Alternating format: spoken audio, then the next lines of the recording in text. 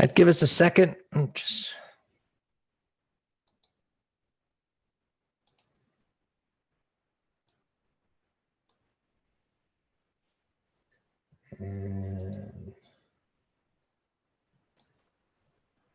okay, Dan, setting up the recording. All right, guys, welcome to market analysis and stock and option scanning. Dan and I are going to go through our process of how we scan, looking for our swing trades, our option trades, and Dan's prepared a few slides to give an overview, and then we'll go to the charts and look for some, well, we'll look at some plays that we already have open, and we'll look for some new stuff that maybe we could all do tomorrow. So let's start going. Fantastic. Welcome, everybody. This is Dan Kibbe, and a pleasure to have you with us here today. As with all of our informational webinars and YouTubes or chart of the week or anything we put out for that matter, we give you genuine, incredible information. You'll never hear us use the word proprietary, this or that, trying to sell you hocus pocus indicators. We're here to help you, and then hopefully, if this is something you want to learn, how to master trading and investing in the markets, then you've come to the right place. And then we'll just, talk another time about what the best path is for you to accomplish your individual objectives. But with that background, yes, as Greg said, we're going to start with how we define proper investing and trading. Everything starts with a method. You don't just wake up one day and say, hey, I read in the newspaper, we're in a stealth bull market, whatever the case, I'm just going to go throw some money at the markets, and then I think I'm going to become successful at this business of trading and investing. Well, guess what? It doesn't work that way. Of course, you can get lucky in the short term, but look at this first bullet.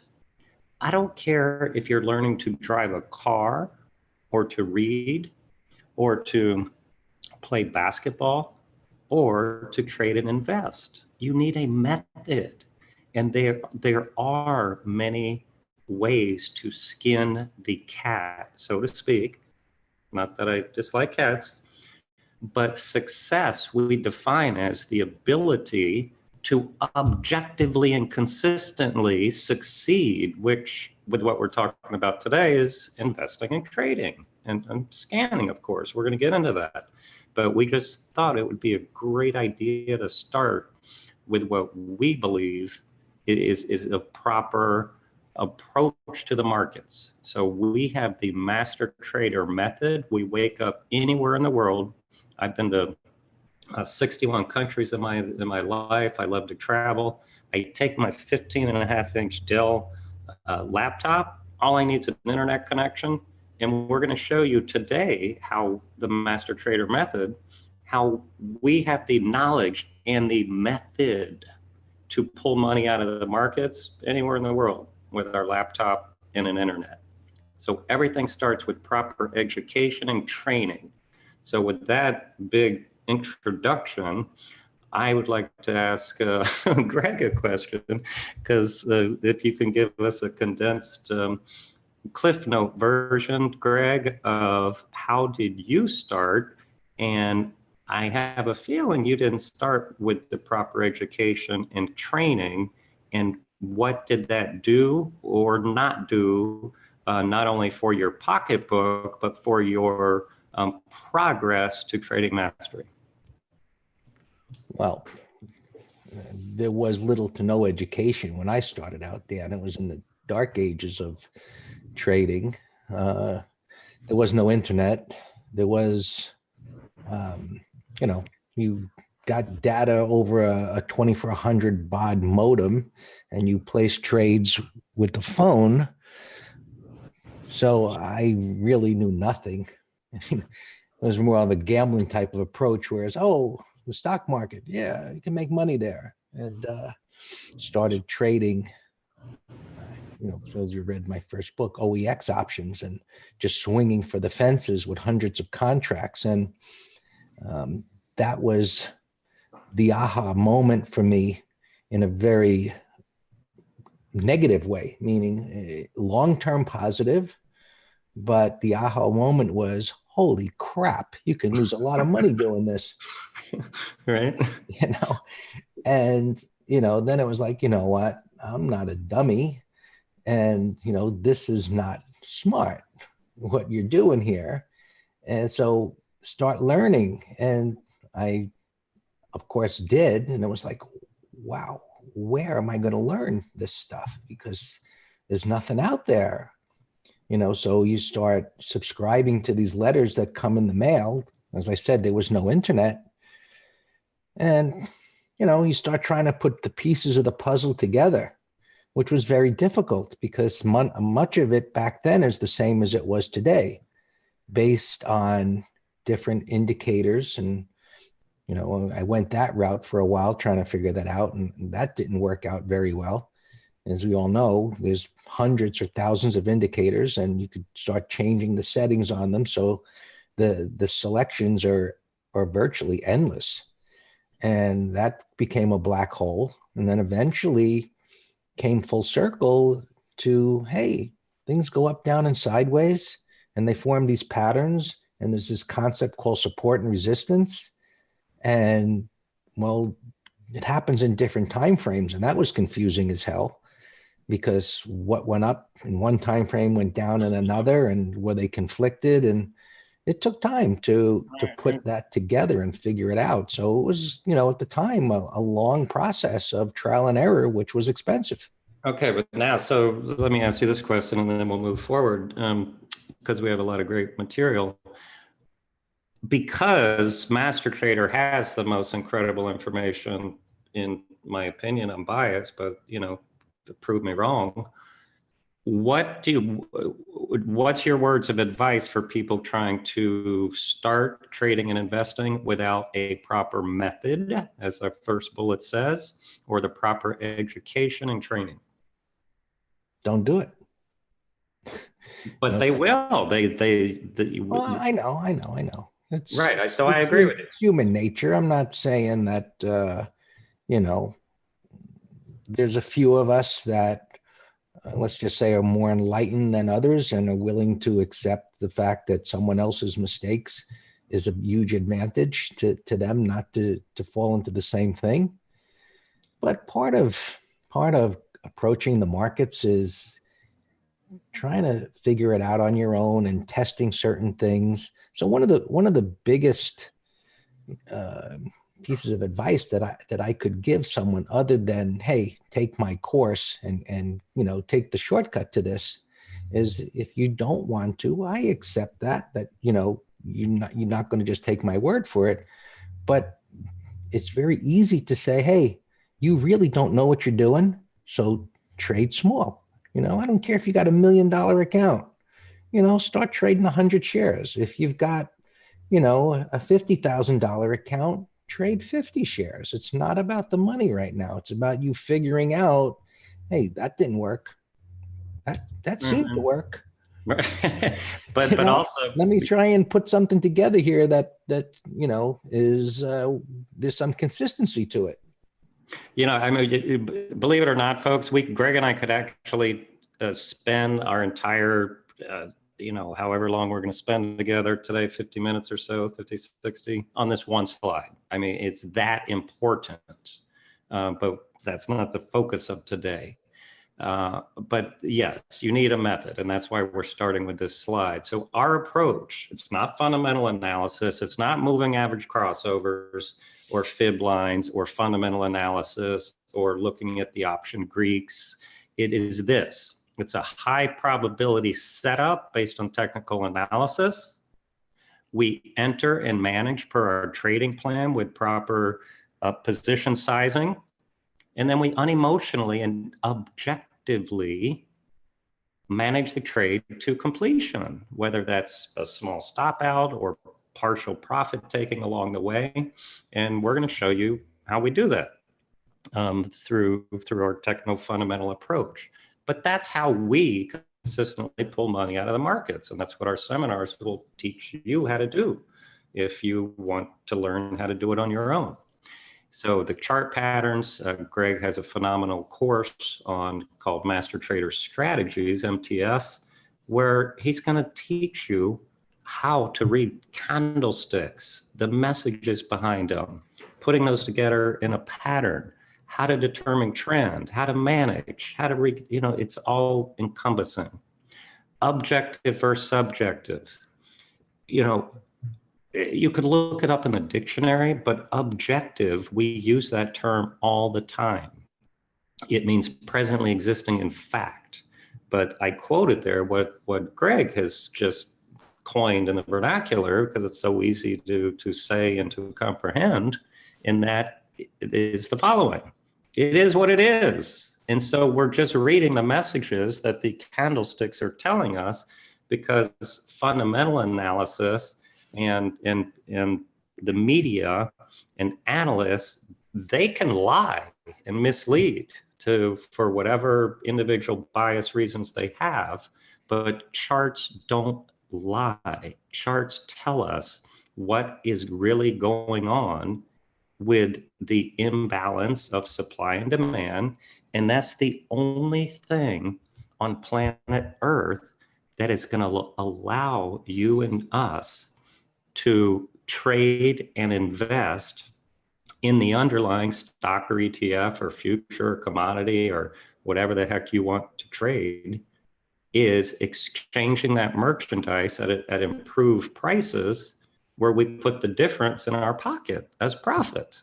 Just like a vendor selling coconuts or hats or shirts at the store. It's the same thing.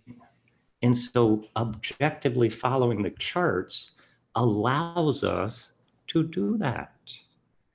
And then experience. So once you get the textbook knowledge, similar to going to med school or flight school or whatever, you get the classroom knowledge, your goal then is experience, proper learning, getting seasoning under your belt, and then our goal, and I'm assuming, is you want to get to the unconscious competence level, which means you don't have to think hard about what you're doing. You know what's going on. You know how to manage.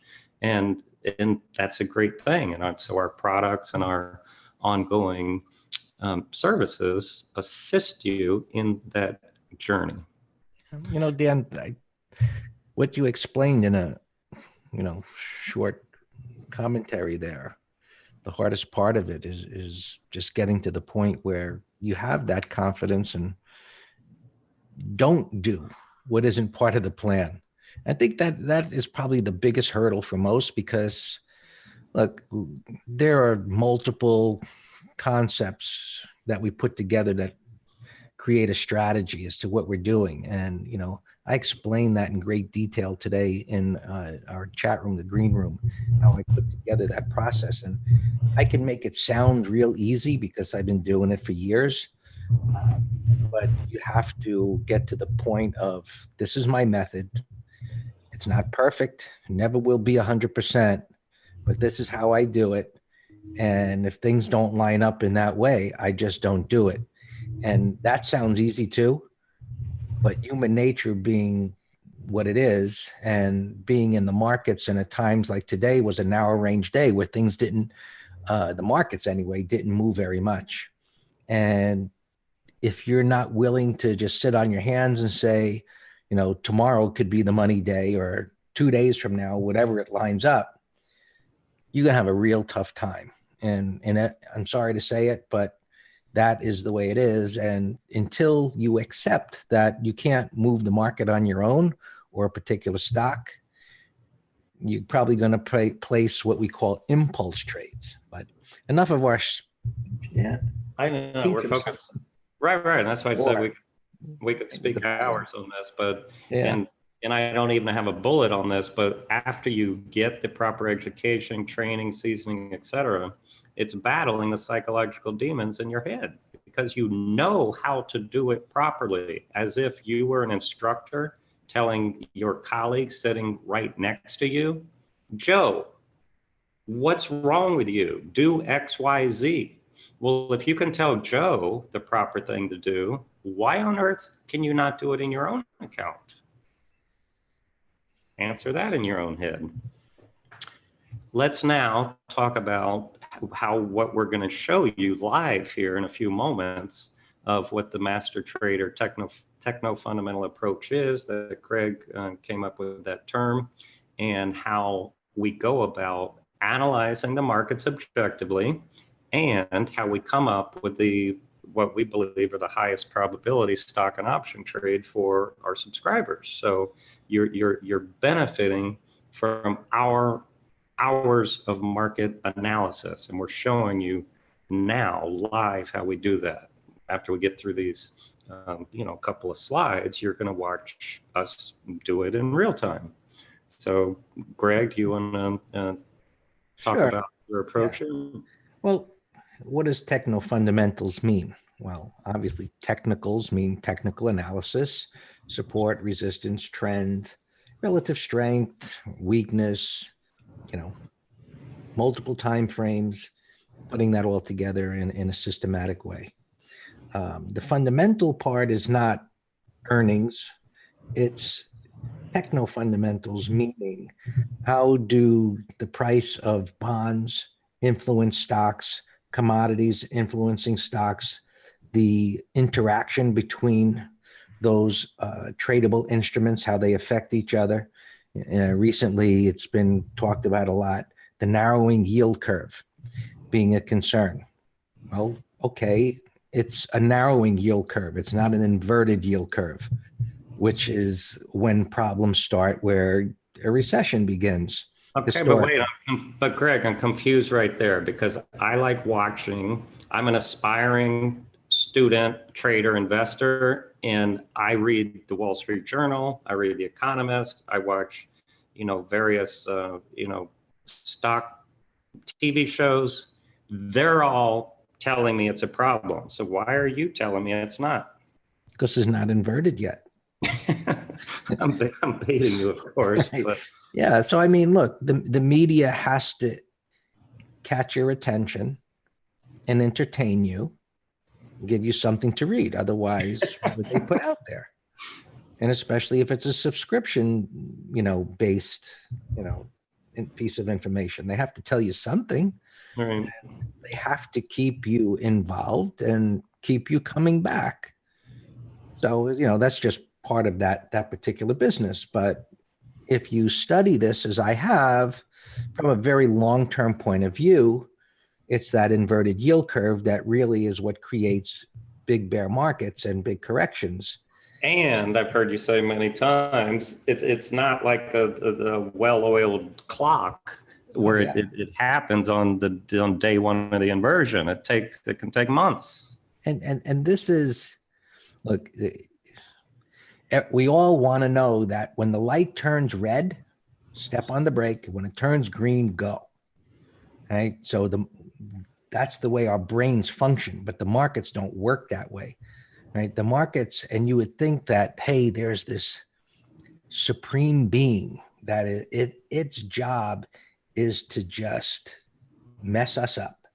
Right. So that yield curve will invert historically, and then nothing will happen. The market will either go sideways or it'll keep going up. And it'll get to the point, watch what happens if it happens again. And it will at some point. The media will talk about it. The market will jump around. It'll resume its trend. And then everybody will stop talking about it. Correct. And then when the market starts going down, they'll be like, what happened? Yep.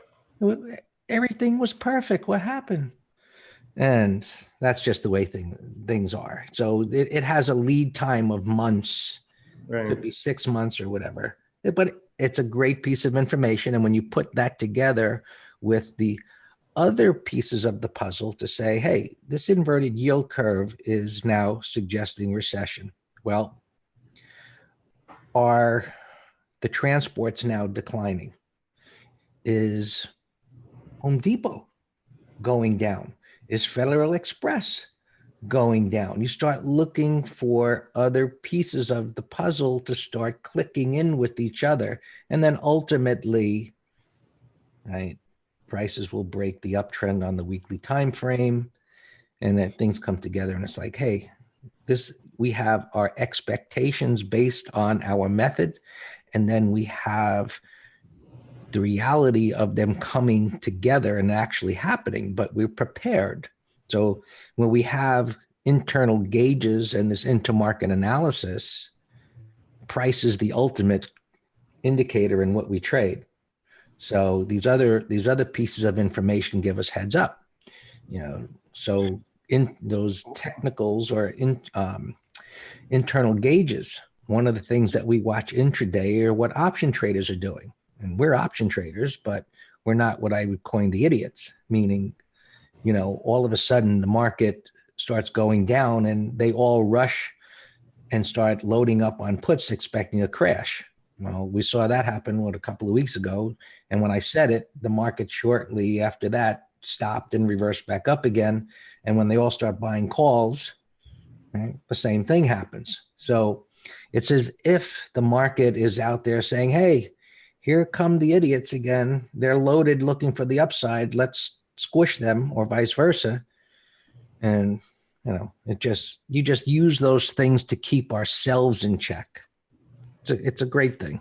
Right. And so it's back to it's back to the last slide. It's back to having the education and the seasoning and the objectivity and the trading plan and unemotional. So exactly.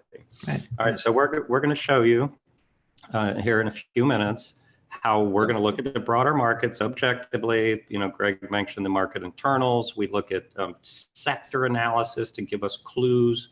He mentioned the transports, what that's doing with oil and bond yields and currencies. And, we're always looking at that to give us clues. Then, as this chart shows you, we look at sectors. If you trade just the S&P 500 ETF, well, you're trading an instrument with 500 stocks under the hood. And we do that too if there's a compelling setup. But when there's not a compelling setup in that 500 stock ETF, or even if there is, we're still out there hunting for the best of the best sectors to buy and to short. And we use multiple time frames for that. And we can either trade the underlying ETF. We have a new ETF trader that we've launched recently. And that's exactly the rationale for that. It's finding the best sectors to trade instead of just being a buy and hold investor. And it's more long term. So we'll show you a couple of those trades in a minute. Let me, Dan, go back to that a second so I can answer Jerry's question. Right? So Jerry, what the two columns are showing, this is from the ETF trader, where we're looking at the trends. And how do we determine the trend? It's so simple, it's ridiculous, right? It's not based on trend lines. It's not based on Fibonacci hocus pocus. It's not proprietary? Not at all. It's so simple. And what is the definition of an uptrend or a downtrend? Higher highs and higher lows, lower lows and lower highs. Well, if it's in an uptrend, it's making higher highs and higher lows. And if I have multiple time frames that are in agreement that they're going up or down, well, the odds clearly are in that favor. So what the two columns show is what happened on the prior week. So these are updated in the letter every Monday. And it's to show subscribers, was there a change from the prior week? So you can see in aerospace and defense at this time, and I don't think this is the most recent one, you can see the two columns on the daily and the weekly, that from the 1 week to the next, the current one, the weekly moved into an uptrend. And on the daily, it went from a downtrend to an uptrend, which means that had to be a relatively significant move to the upside to change that. And consumer staples, which is in red, it's been improving. So the daily went from down to sideways, but the longer time frames are down. So maybe there's the beginning of a turning point there. So we use this as a guide to where money is flowing into or out of, or it's just stagnant. All right. So I know that this isn't recent because pharmaceuticals, XPH, changed some time ago. And right, that's one of our ETF positions that's doing quite well and it's been moving up. So let's continue. So here we have just different patterns that we look for. And it's really simple. We're looking for price patterns where, let me just get a little pointer out here. Where is this? This platform always trying to figure out where those tools went. I can't find it. Anyway, upper left is just a pullback pattern. And what I put together here to show is, right, we have different patterns where the red bar ignored is what's supposed to happen. And, as it's going up, where a red candle suggesting it would move to the downside doesn't. The breakdown failure, I love that pattern where it's got some shock. The failed sell setups, W bottoms, continuation is a 1, 2, 3. There's different variations of that, or just a 2-bar reversal, which is that 180.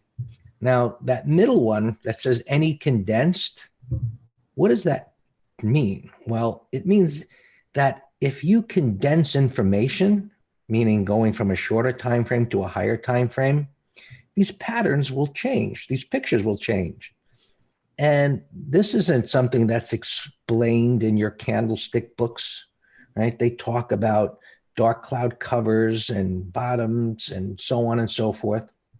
I can see the bottom row, Gordon. You should be able to. Right? Maybe you have to refresh. Anyone else can't see it? I mean, we could take down the slides and put them back, but you should be able to see it. But what you need to recognize is that all of these patterns change as you change time frames. So understanding that, you don't get caught up into the thought of needing to see a specific pattern, especially if you're going to label it with a name. You recognize that that different time frames change the patterns, and you understand that all of these pictures can look like what it says, any condensed, depending on the time frame. And that in of itself should be an aha moment for you if you're caught up into thinking that, you have to see some type of a reversal. Right? And even the concept of the pullback and multiple bars pulling back, well, and then a reversal, that can look very different in different time frames. So understanding that empowers you to know what's going on in those multiple time frames. And then when we teach patterns, we teach folks how to create a trading plan. The goal is for them to determine what patterns that they like and to find and trade and manage, and it meets their personality. And then their sole goal is to then become a hunter and go out in the marketplace and find those pictures. It's that simple. Find the pictures, assess the quality, the price void, and then you follow what we discussed earlier, the master trader method of you enter and manage in between, and that's it. It's just another trade, another bus going by. And then we're going to show you how we're going to look for those patterns here momentarily. This, I just wanted to show you a slide because we are active option traders also. And one of our favorite high probability, easy to trade is the selling the credit spreads around patterns, because they don't have to be perfect. We're getting paid by selling credit spreads just for determining that a particular stock is not going to go down in this particular picture, or if you flip it upside down, it's not going to go up. And here's what we do. These are all bullish money patterns, we call them. The green line, we're going to sell an out of the money put option. Then we're going to buy a further out of the money put option. And that's what's called a bull put credit spread. The difference of those two numbers is the money we put in our pocket.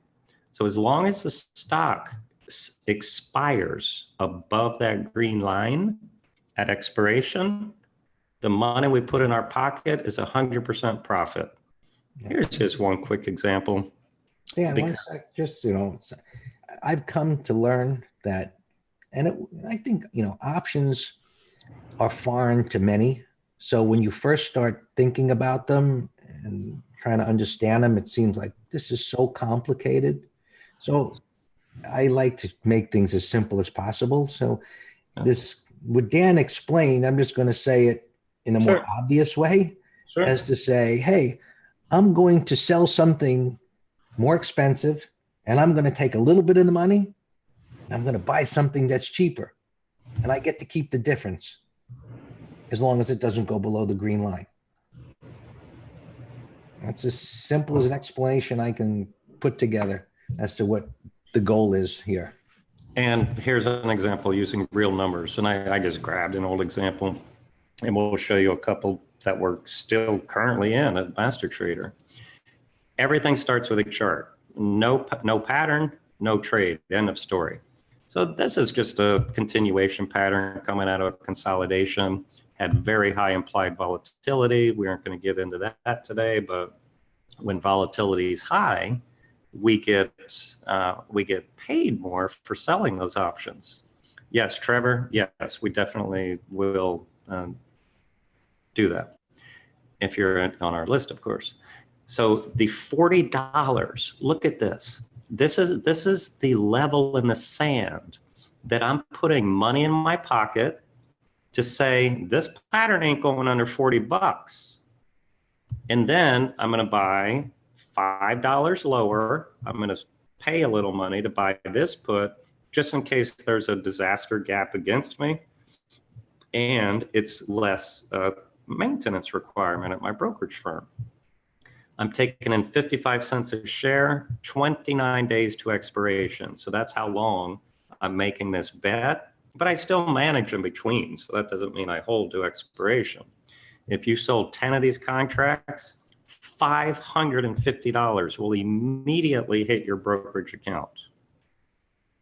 What's the math on that? You might say, oh, yeah, Dan, 550 bucks is nothing to sneeze at, but I want to hit a home run. Well, two things. We never think about hitting home runs. We do think about directional trades, both stock and option, where we want a big target. These are just consistently putting money in your pocket for calling a short-term bottom. So it's over 12% return on your capital. And here's the beautiful thing about it. It can go over 18% against you. And you still keep 550 bucks at expiration. So we just love doing these because you can do them in any market environment. When we make directional trades, we're picky. We want things to line up nicely. Just one more example here, and then we are ready to do our scanning. That you can use this strategy on any liquid ETF. And we love doing them on the spiders because they have multiple expirations during the week. We actually have some subscribers. This is all they trade. They're like, Dan, I took your Mastering Advanced Credit Spreads course, and we talked about selling these spreads on ETFs. He says, it rocked my world. He said, all I do is look at the spiders day by day. And I golf all day, go boating, whatever else he does. And I sell a credit spreads around the spiders intra-week, within the week, just for a couple days of risk. So, here's one. There's a breakout. We're going to sell an out of the money put spread. Do it again there. There's my out of the money put spread. You do it again. And I mean, you could do it more active if you're doing it within the week. But that's just another example of that strategy using the charts. But Greg, why don't we take a look? Well, and just in case you want to write this down right now, because we're going to, this is the course I was telling you about. I just go to mastertrader.com/spread trader. And we actually have a more condensed version, which is still awesome, called Silver. It's 5 modules. But this one, the gold, it took me over a year to make. It's 14 incredible comprehensive modules to show you that strategy that I just went over in the last couple slides. And then we've had some people say, yeah, Dan, that was phenomenal, but now I want to be in the green room and get your weekly options trader, which is the focus of this. We said, fine, we're going to give you a $250 discount with our platinum thing. So that's it on that commercial. Why don't we start looking for some money setups, both stock and option, and watch Greg do what he does every single day. So Greg, go ahead and take the screen. And we're going to do a fresh market analysis right now in front of you. The market's closed. We haven't done it yet. We're going to do it together. All right. So in this screen, well, I picked this one. It's a little more condensed of a different, but anyway. What I have here is the broader markets, right here, broader market ETFs and or the cash markets. And here we have the S&P 500 sectors. And this is a new one that was just recently added, the communication sector, which the timing of which probably was a little off since the main stock in it is Facebook and it got clobbered shortly after it came. But, this is part of what I do daily and especially at the end of the week is to see part of that trend matrix, what's going up, down, or sideways. Now, I don't have the monthly on here, but the monthly doesn't change too often, of course, since if it's making higher highs and higher lows, for it to change from up to sideways, or even down, something pretty big had to have happened.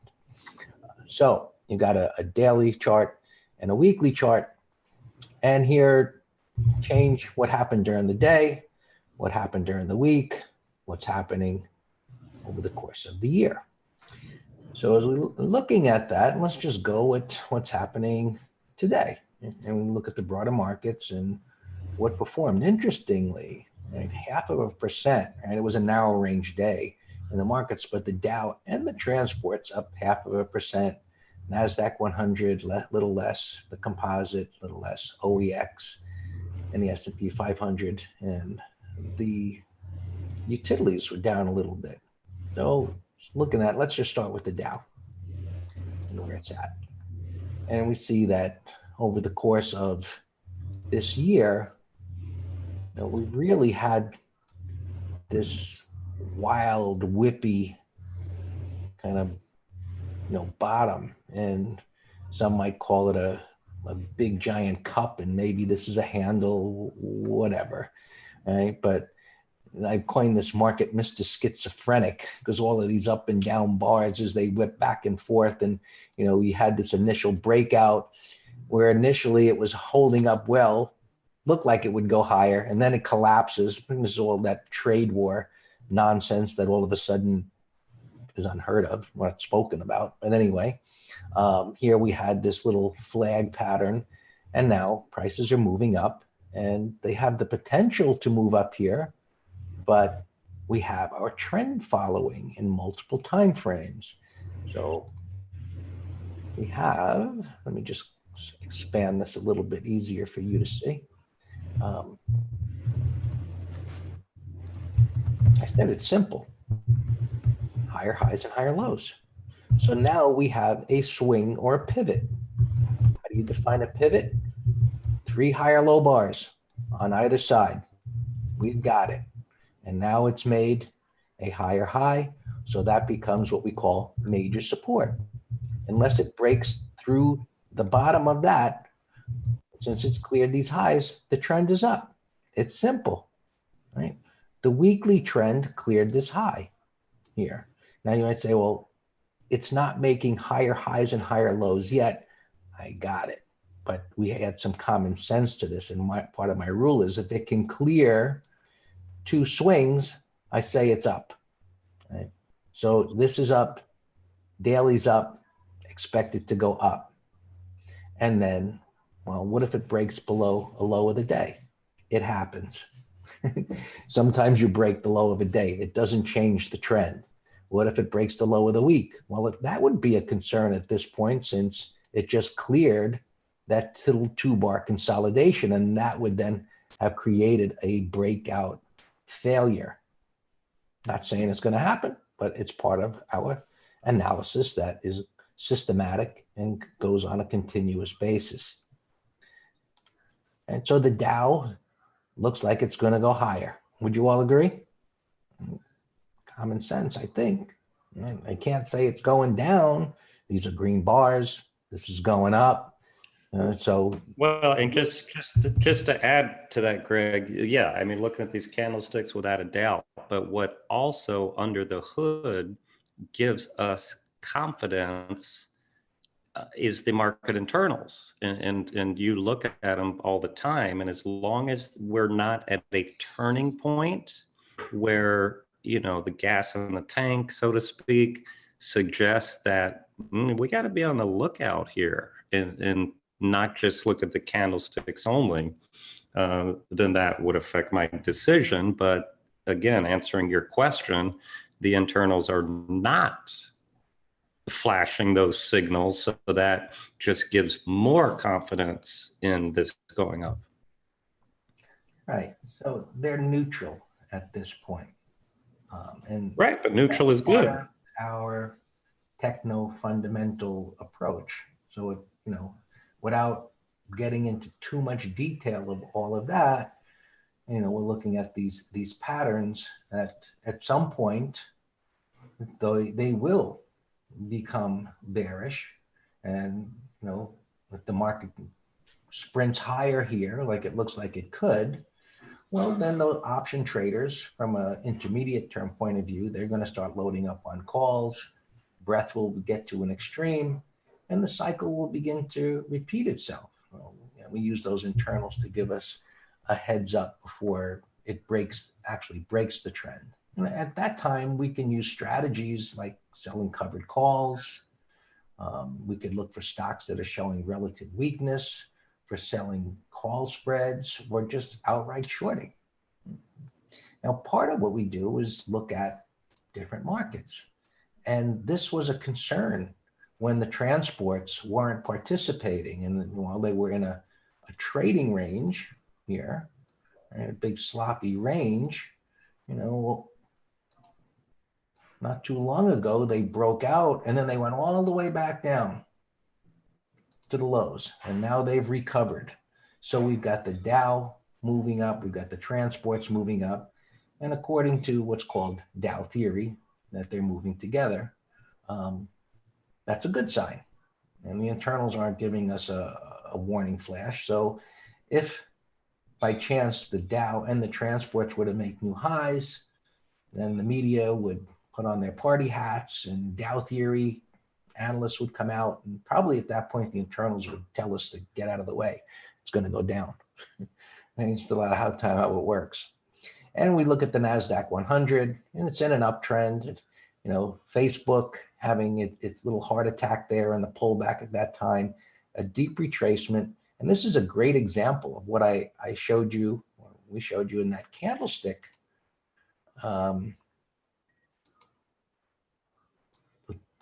Compressing it shows us a different pattern, right? So here we have multiple bars moving down and up, and based on that retracement, we've got a bottoming tail candle. So we understand through retracement concepts that what's happening in multiple time frames, and this is likely to stall here, but that looks like it could make a new high based on how far it's retracing. And we just go through the Nasdaq composite, the OEX, actually made a new high. It's not a new all-time high. The S&P 500, right, which I wrote in the letter, right, one of our recent letters, I said this should make the new all-time high, and it looks like it's on its way to do that. Stall there today. Right? Today was kind of a running in place day, going sideways up near the high. So anytime you get near some resistance, traders become a little apprehensive about whether it can get through that or not. And the utilities holding up pretty good, right? Which is pretty interesting that the move that they had off of here, that's related to some movements in interest rates. And then we look through the sectors and go through the same way. Right? And what is technology doing? Consumer discretionary, which has been doing well. Healthcare, right? Spiders, oil, financials. Right. So here is an interesting situation in the financials where each time they've come up to this area, they backed off. They're not backing off this time. So that comes into alignment with our techno-fundamentals and the fact that interest rates have been stabilizing to moving higher. And that's a positive for financials. That helps. Mike's asking, does the VIX come into play at all in your trading decisions for selling options premium? When it's high, you're going to find more opportunities. That's just a given as it relates to options. But as far as market analysis, pretty much when it's high. When it's low, it can just continue to go low. That trips up a lot of people. But right, and like, yeah, let me just add one other thing, because I actually spoke about that in the Master Trader Green Room today. So Mike, 85% of the time we're, in a low volatility environment for the broader markets, but they spike up during, small little market sell-offs. That's when we rock and roll. We love selling put spreads on the spiders, call spreads on the volatility ETFs. That's payday. I could email me, dan@mastertrader.com, and I'll show you a couple videos on YouTube that I have on that exact subject. Those are just salivating paydays. There's individual volatilities for every stocks also. So they're in the news, they have earnings, they have other events that make their volatility rise. So yes, it's not a prerequisite for us to sell credit spreads that it's a high volatility at all because of the low vol environment all the time. We have a formula that we go through that says what is an acceptable level of premium to justify the risk for that pattern. But so again, we love selling high premium, but everything's with the charts. It just, when volatility goes up, you're going to find opportunities easier, where today I would say we're kind of like prospector looking for the gold, and it takes some time where you're sifting through a lot of stocks. So even in this sector, right, you have the financials up at this resistance area. These are the stocks that are in that sector.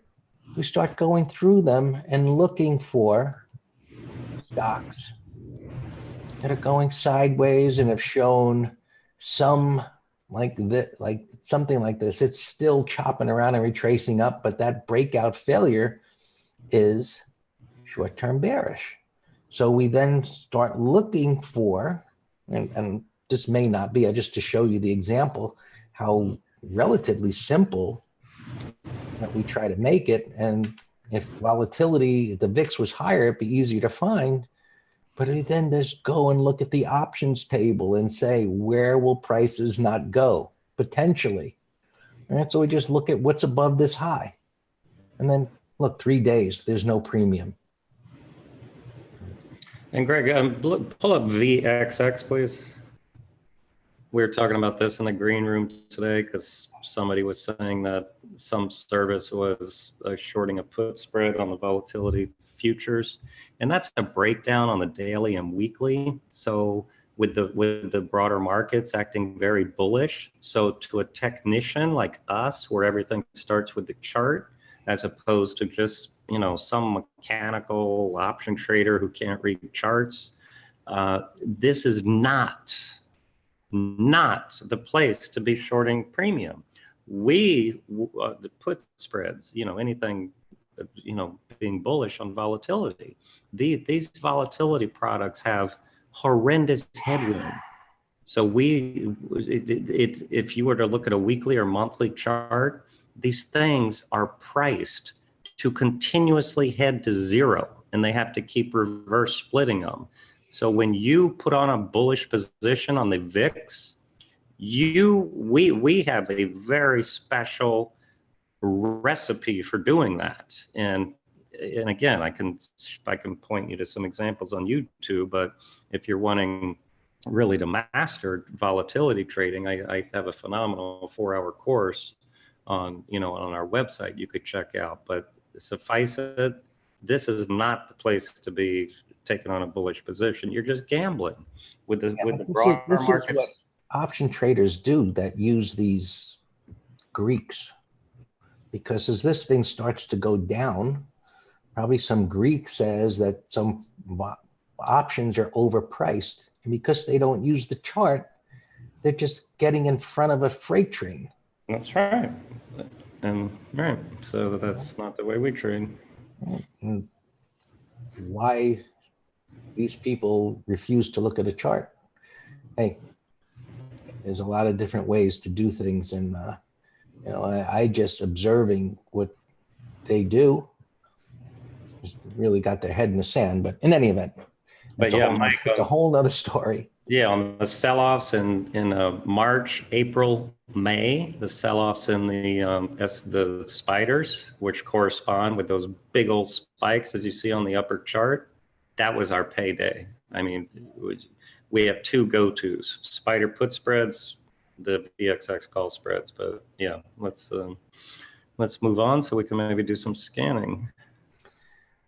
So there's our top-down approach, looking at particular sectors and how they're performing, look at what's performing the best. And FDN has been bouncing up after that sell-off and hitting some support.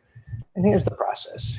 Broader markets, sectors, look at the stocks. And this is one that caught my eye. Even today, I mentioned in the room, this bullish 180 reversal, Vonage in a weekly uptrend. It's not new all-time highs. Take my word for it. You can see here after it went public several years ago, but it's working its way up, back up toward that old high. And this is the kind of price action that we want to see, and that it attempted to go down and it ripped right back up again. Right. So this is a nice setup that came across today. We had in the letter. Well, another. That was what I call like a hook type of a pattern, reversing up back again. And Greg, another one that went down, which is one of my favorite patterns, is Cuervo, CRVO. CRVO? QRVO, we have a put spread.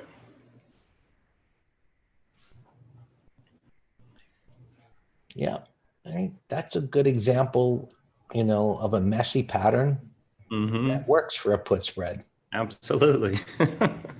It looks like it's going to head up for new all-time highs, but this is a sector that began to outperform within technology, and we put on that put spread in SMH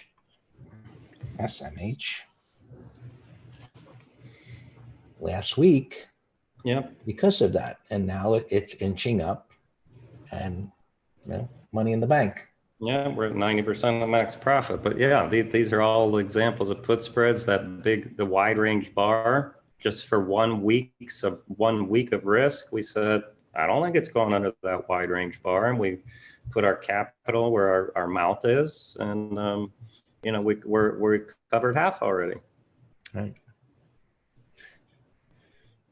So, stocks within the sector, and we just go through them. And part of the scanning is manual. So this is just the top-down approach of looking at the market, sectors that are outperforming, and then the stocks within it, and finding the patterns. It's simple. AMD looks great. I believe it's going to go higher. It's consolidating here. It broke out a week or so ago, and this is something that just, again, it's a nice pattern, a long base. It moved up, and so on. Whereas, AMAT, which is good for a put spread, but I wouldn't want to own it. All right, so let me show you a scan. And then I've got various scans to find out opportunities. And one of them, as it relates to spreads, is just finding what's going sideways. And this scan looks for stocks that are going sideways on a daily and weekly time frame. And from there, it's like determining which way won't it go. Part of the process is to also say, hey, is this going to report earnings? Right. And one of the things that we find is that, hey, this looks great. Look at the premium that's here. This is like some free money. And then we say, oh, it's going to report earnings in a few days. We don't want to take on that risk. Will we get a replay? Yes, BC, there'll be a replay. We'll send it to you. So this is, again, the manual part of the scans. First, just to find me what's going sideways versus going up or down. It's that simple. And find me an event that says it won't go above or below a level so that we can sell a spread or an iron condor if it's going sideways long enough. Costco looks great. It's in the retail sector, which has been actually one of the leaders in that sector, Don. And I don't know if that looks like new all-time highs. Yep, today. Right, new all-time highs. Well, same with our Rost. Yeah, Ross is another one that, and I've never been in one of these stores, but I know it just holds up better than the others. And for some reason, Amazon hasn't been its demise. Correct. Yeah. So it's doing whatever it's doing something different than JCPenney, that's for sure. It looks like it's going to zero. Wait, let me just add something to that, because that illustrates why we don't care about fundamentals. They're both retailers, and then we can look at Schuld also, Sears, SHLD. Yeah. The charts are telling us what fundamental goodness or badness is going on at headquarters. I don't need to read the stupid financials. The charts are telling me. Yeah. And by the way, next week, I believe on the 6th, going to be on the 16th, is going to be quite a number of retailers reporting earnings, because I believe JCPenney is on the same day, as well as Nordstrom. Now look at Sears is SHLD is $1.90. And that, from a consumer perspective, that's been the junkiest retailer for decades, to me at least. And the stock right there is showing it. Tells me is don't go buy your new washer dryer there. Right. Not be around. That's right. Yeah. Yeah. Five is doing well. And look, this is part of the homework of, finding what's outperforming, is showing relative strength versus relative weakness. And scans, breakdowns. Let's find what's starting to break down. This one finally starting to give it up, Dan.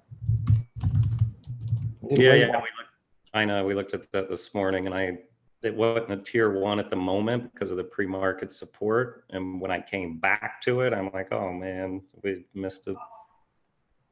Yeah. So the scans cut down our work of looking at many, we could look at thousands of things. These scans are, great tools on how to find these opportunities. So these scans that I've developed here, and some are intraday scans, some are gap scans, and I actually share these with those that take our courses for free to help them make money. So gap scans are provided with my gap course. Those that come into the green room, I provide them with scans to help us find opportunities. I'm getting close to recording a swing trading seminar, and those swing scans will come with the seminar. Right? So I provide these scans at no cost, and of course, they're very valuable. Where can you find how to set up TC2000 to scans? Well, they have a fabulous forum and a lot of information on their site, Don. But one of the things I like about this platform, look, easy language and TradeStation is far from easy. It's truly Greek to me. I don't know how to do it. And eSignal, which is a platform that I use, that I don't know how to do. But I can figure this out. And just, I don't know why it's relatively easy, but they're so helpful on their forum. If you ask a question and you say, hey, I want something to do, find me this. And if it's possible, they'll give you the code to do it. So it's a fabulous platform. I don't have any relationship with them. They don't pay me anything to promote it. It's just as a scanning tool, I just think it's the best thing out there. Yeah. We can scan for wide range bars, 180s, bottoming tails, topping tails, just big ranges. So we're looking for reversals, turning points, and what's moving. And these scans are not meant to say, hey, this is the moment in time to actually act necessarily. And so I don't define all of these scans to pinpoint accuracy. So you have to go through them. Right? So wide range bars, yeah, it's going to find you a wide range bar, but it may not mean do something right at the moment.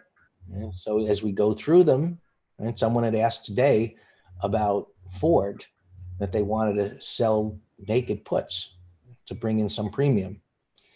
Actually, it's on the upside, and they didn't mind owning it if it didn't go in the direction they thought. So we just go through that process, and here's a downside shakeout type of a pattern. It broke down, and now it's going sideways at resistance. It suggests to me that it's going to start moving up. Do you distinguish long-term investments from short-term? Yeah, of course, BC. I mean, you're talking apples and oranges, meaning if I was thinking about a short-term trade, even like a swing trade, why would I look at a 5 or a 2 minute chart? And that wouldn't make sense. I probably would give up something that is doing well. For example, this is something that we've had for several days, just based on this pullback pattern. And we lightened up on it today. But there were points in time, if we went and looked at, I don't want to go too far. It's been trending up nicely, but on some smaller time frame, it probably looks scary. But, as a swing trader, you're ignoring what's happening on some of those shorter time frames. Right? I mean, you just are. Right? Here was a gap down. It was like, oh my God, it's going to go down. And it popped right back up again. I said, whoa, that's doing the right thing. Here, Greg, show them our XPH or the PPH on the monthly. And that's a great example, BC, where we have it in our ETF trader, because it's breaking out. Well, it's at the range, upper range, but the monthly has a lot of room to run. Right. And you can look at PPHs. Well, this was just found by just going through the sectors. Right. Yeah. Yeah, XPH. Yeah. So you didn't look at the fundamentals on No, it? well, I just said, hey, institutional money is buying this. Exactly. So that's our point. Yeah. So Facebook is damaged goods.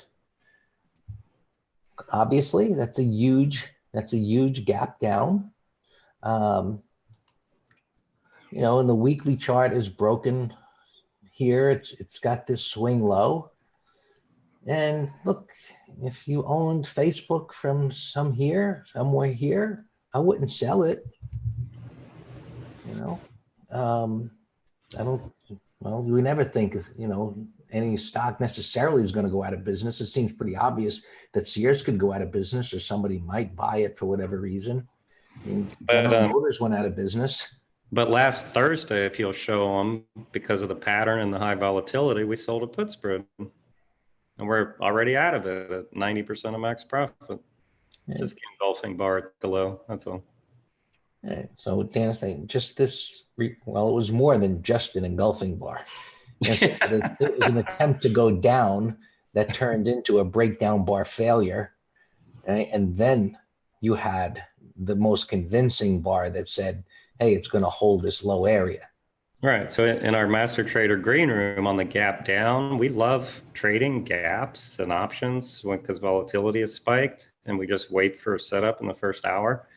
In this one, though, it went into a category of what I call it needs to set up. So it might take 1, 2, 3, 4, 5, 6 more days. I don't care. But I told him in the green room, I said, there is 99% certainty that we will be selling a put spread on this when it sets up. And Greg just showed you the day we did it. My guess about Tesla, this stock is wild. And I was mentioned today that, well, Pat in the room mentioned today about it going up on news that he may take it private. Oh, okay. But it's up, approaching new all-time highs. It's been wild. Yeah. Welcome, BC. Glad you enjoyed it. It's right up there near new all-time highs. And, just another fundamental question. So on the gap up day, Greg, which was on earnings last week, I did a video on YouTube talking about different things, but one of them was, look, this thing was, everyone on the media was saying it's going out of business. The options were priced for bankruptcy. And so once it gapped up, I did the lesson on, look, I sold a way out of the money leap on this thing. And then some guy wrote a, kind of or just his view on saying, yeah, I hear everything you're saying, Dan, but you have to look at the fundamentals and the management, and you shouldn't be taking a bullish position on this. And I'm like, I said, whatever, we have different methods. That's the first bullet that we spoke about together today, was having a method, right? And my method is what we've just reviewed the past hour. And he has his and I have mine. Mine works. Right. Oh, yeah. We use these scans just to find patterns. And Coca-Cola, this is in the consumer staples sector, which is beaten down and has begun to do well. Yeah, I'm just looking at Dan's post there. So I like the fact, right, this gapped up and it's forming this support area. Tells us that buyers keep stepping up here and that it should go higher. And we just go through the process. Oh, there's a big bottoming tail, climactic type of a buy there on the daily, which big volume, bottoming tail bar. I look at the hourly, it's forming some resistance. So there is a climactic buy type of a pattern. These usually will move up for a day or two, and it's gotten beat up, but it's been in a downtrend from 64-ish, down here to hit a low of 31 and change. and now buyers stepped up. So maybe it can have a short-term bounce. So there's a setup for a climactic buy, for a day or two, and especially, as an intraday trade, we love to see this kind of pattern, right? Which we call a shakeout. It broke down, came back up, and it's going sideways at resistance. You can clear here. It should be able to bounce a bit further. No swing type of investment, but let's see if we can take some money out of it on a bounce. Right. So back to the gentleman's question about, our analysis for how long we want to be married, so to speak, in this position, or, another silly analogy I use, how long I want to take a ride on the whale, because that's all we're doing. We're just taking a ride on the pattern. We don't have the money to move these things. Once you understand these patterns, you're so freed from the indicator mythology and that hocus pocus about, the MACDs and the stochastics and all of the other hundreds of different indicators. It's like, what is the big deal to recognize that this stock is extended? It had a climactic move lower and it recovered immediately. And now it's going sideways at resistance, which was just the most simple indication that buyers are still stepping up. And whether that buying is short covering or real buying, who cares? The pattern is saying that buyers have taken control in the moment. Do I want to own this long term? Absolutely not. I mean, it's a broken stock. And for whatever reason, it doesn't matter. Right now, it just looks like it reached some reference point and it looks like it can pop up a little bit. That's all we care about, right? How do we make money in a low risk, high reward opportunity? Oh, Jimmy's pressing one of my buttons. What about fibs and Elliott waves? Right. Well, I tell you, Jim, I probably can find somebody that'll sell you a course and all of that for about $60,000. That'll guarantee to make you a truckload of money in about 3 days. But the guarantee is worthless. Try to collect. All right, that was awesome. Yeah. So, guys, any questions on any of this? Of course, you'll get the replay, but email Dan or myself, Dan at Master Trader, Greg at Master Trader. We're happy to help. We offer letters. We have the chat room courses, and which is really the shortcut to, learning, which is education. It doesn't matter what it is. Learn what it is. Learn to do it yourself, right? That's what education is about, right? No matter what it is that you're going to do, right? Teach me how to do it so I don't need you, but we can work together, right? In other ways. All right. Awesome, everybody.